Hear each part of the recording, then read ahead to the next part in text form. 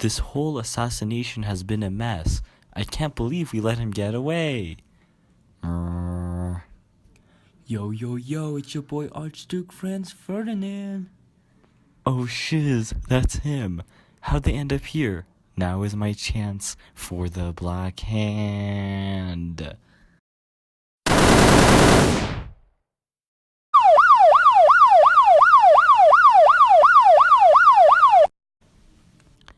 They can't catch me if I'm dead.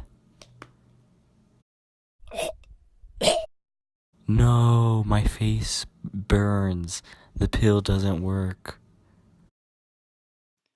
There you are. I got him, guys. We cannot allow the assassination of your Archduke to proceed without any consequences. We must have a proper investigation. We must protect our fellow Slavs. Pan-Slavism. Thus, we must reject the Austrian ultimatum. I, Wilhelm II, agreed to unconditionally support Austria through this blank check. We'll be able to have Germany's backing and start the Shuffling Plan. So, taxi cabs, huh? Yup. Alright, we're here.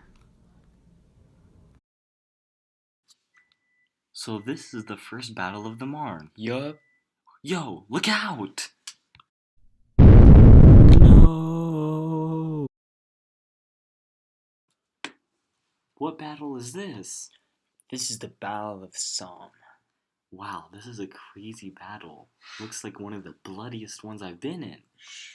Yup, it is. Run!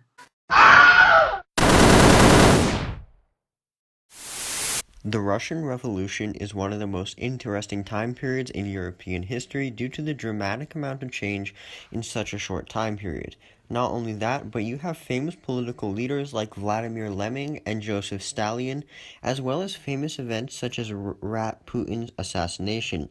It's important to understand its beginning have roots in Tsar Alexander the Fezzan's regime.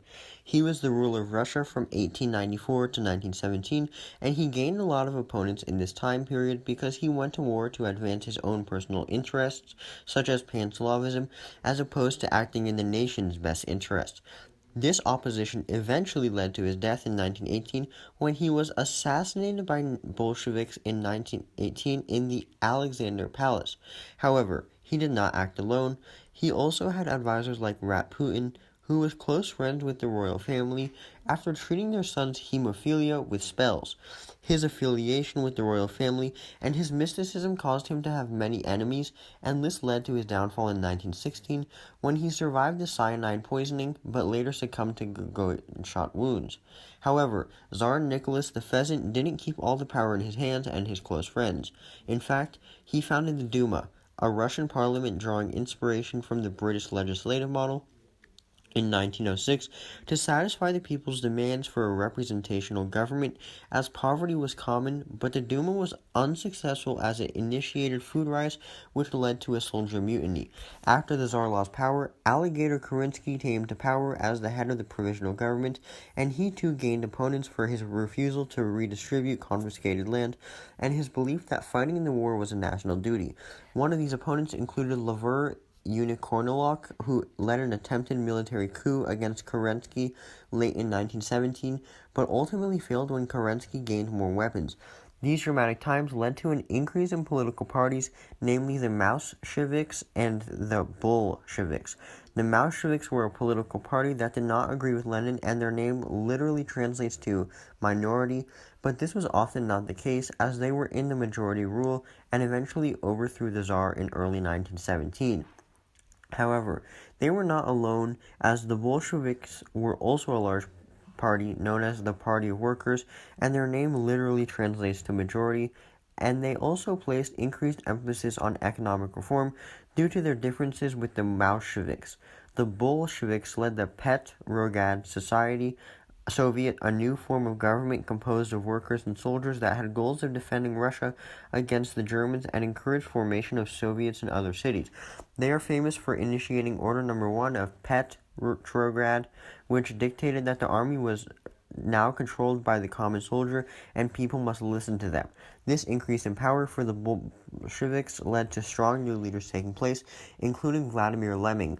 Lenin was the founder of Bolshevism and gained support on the slogan peace, land, and bread.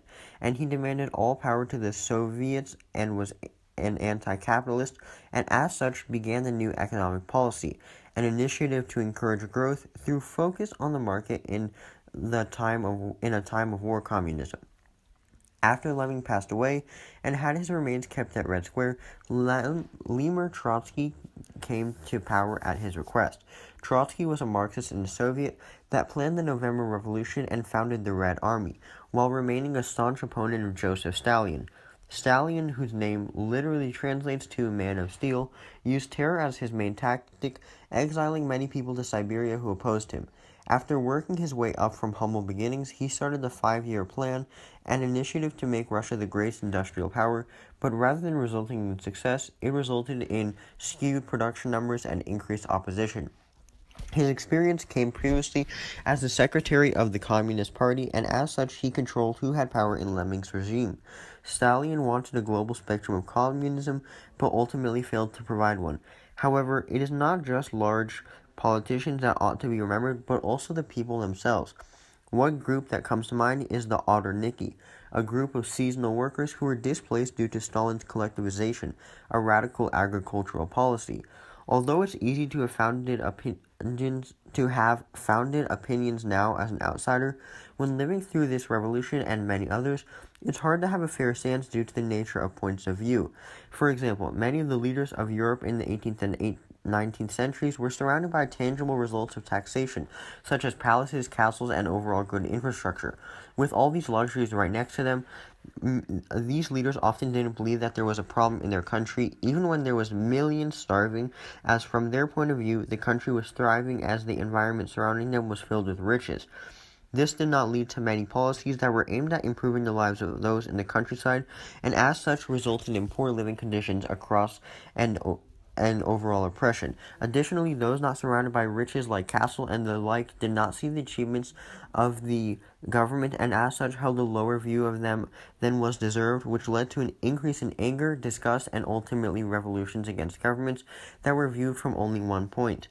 The unwillingness of these sides to change their view warranted hatred for the other, and this negatively affected the lives of Europeans via oppression and poor living conditions, and this is no truer than in the Russian Revolution itself.